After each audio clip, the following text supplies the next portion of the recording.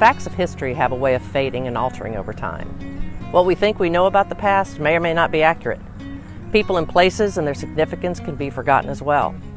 Join me, historian Melinda Holloway, as we dig beneath the surface of our understanding of the past and maybe even discover some new facts along the way on Uncovering History with Melinda.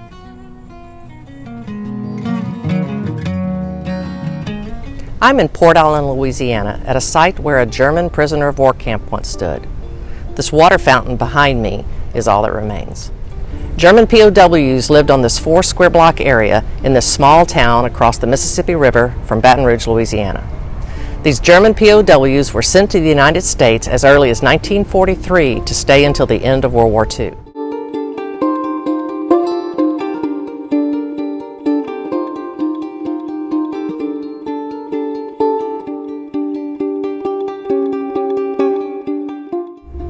But this wasn't the only prisoner of war camp in the United States.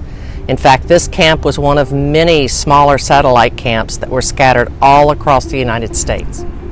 Most of the German prisoners that came to the United States were captured in North Africa after British and American forces surrounded German-General Erwin Rommel's experienced Afrika Korps in May 1943. The surrender of this Army Corps produced 275,000 prisoners for the Allies that had to be transported to camps, housed, fed, and clothed for the duration of the war.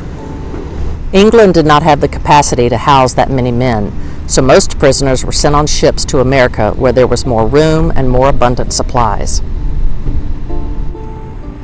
Many German soldiers, after being put on trains in America, were astonished to see that the country was in such good shape. They were told by the Nazis that they had bombed America. Other Germans, Italians, and Japanese soldiers were also sent to American prison camps throughout the rest of the war. One notable set of prisoners held were the 57 seamen of the only U-boat captured during the war, U-505. These seamen were kept secret and away from other prisoners, because also captured in the submarine was the top-secret German code-making machine, the Enigma. If the Nazis realized this U-boat had been captured and not sunk, they could have changed the codes they were using in the messages that were sent. Most hardcore Nazis were kept in a separate area to keep them from harassing and terrorizing other prisoners, trying to make them sustain their belief in Nazi doctrines. Nazi insignia were not allowed in the POW camps, but full military funerals were allowed, even allowing swastikas. In Louisiana alone, there were 5 large base camps and as many as 50 or more satellite camps situated around the state.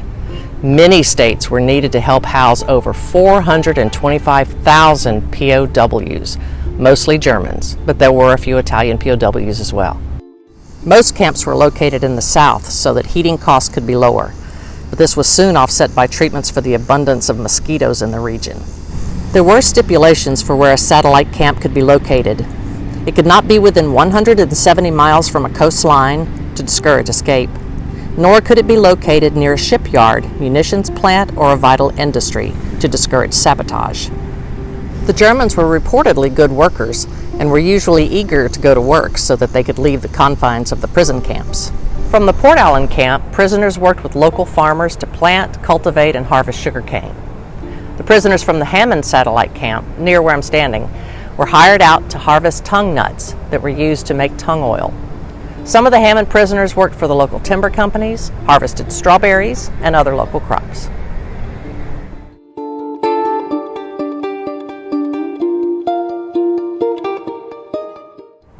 In North Louisiana, agricultural jobs were many, but the craftsmanship of some German prisoners was also tapped to build barns in the area.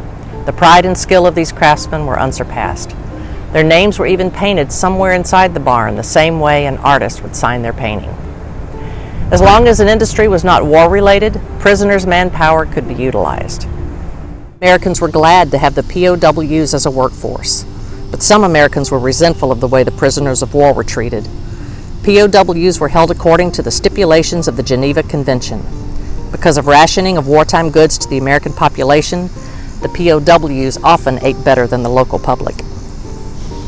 It wasn't until American soldiers began returning home in late 1945 that the atrocities in German concentration camps and prisoner of war camps became known.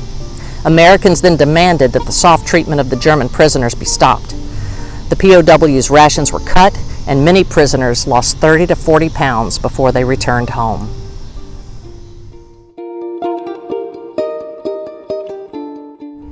In November of 1945, prisoners began to be sent to their home countries at the rate of 50,000 a month, ending in July 1946. But many were intercepted and seized by Britain and France to work as forced labor, and they held them for 1 or 2 years more.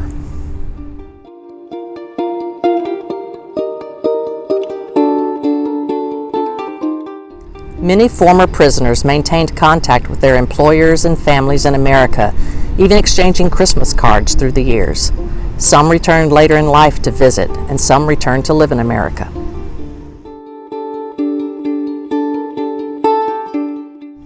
Most vestiges of the POW camps in America have vanished, but if you do a little investigation, you may find that you are living near where German prisoners once lived and worked.